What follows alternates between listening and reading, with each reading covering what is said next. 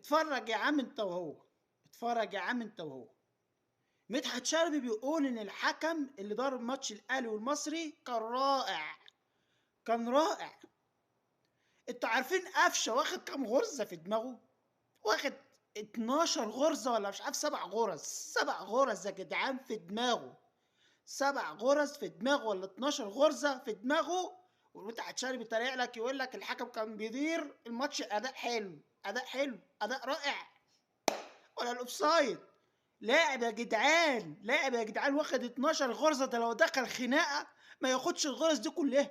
ده لو دخل خناقه كلها بالمطاوي، بالمطاوي والسنج اللي عندنا في مصر، مش هيخرج بالغرز دي كلها. 12 غرزه في ماتش، 12 غرزه في دخل الجون يا جدعان. ده انا مش فاهم صراحه. والجون والحكم قدام اللعبه ولا حاجه، ما انتوا نادي.